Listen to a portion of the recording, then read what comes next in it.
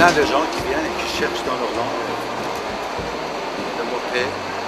Et ces poèmes de Rumi qui écrit tout.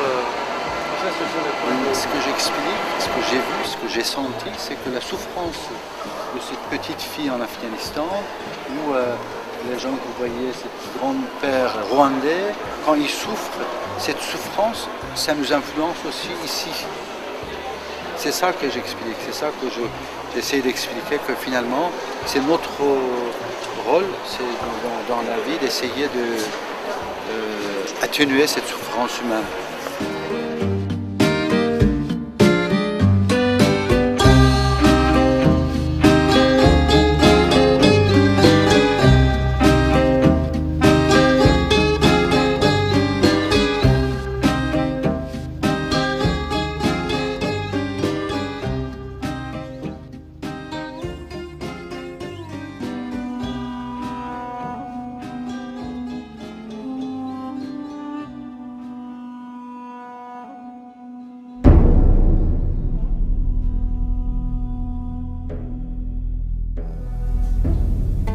On ne connaît pas vraiment la valeur de quelque chose qu'on possède tant qu'on n'a pas perdu.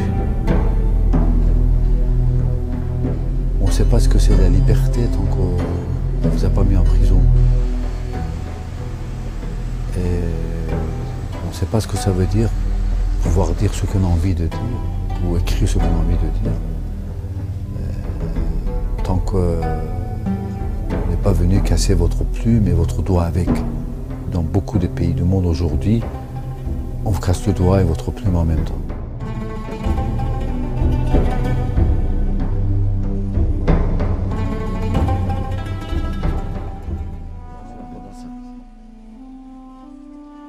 L'histoire de ces massacres, ça existe déjà, c'était complètement documenté par tous les historiens, par tous les journalistes, ça existe dans toute la presse du monde, qu'il y a eu un massacre à Khojaly dans ce village. Alors de venir et déchirer ça, c'est un vrai acte anti-humain, anti-histoire, anti-réalité.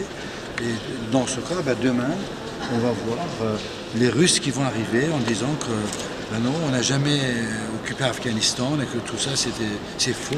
Enlever la photo d'Afghanistan. Et il y a une autre qui viendrait dire il n'y a jamais eu de massacre de Rwanda et Burundi, le génocide, donc il faut enlever ça. On est rentré dans une phase d'engrenage complètement inhumaine par rapport à ce qui se passe ici.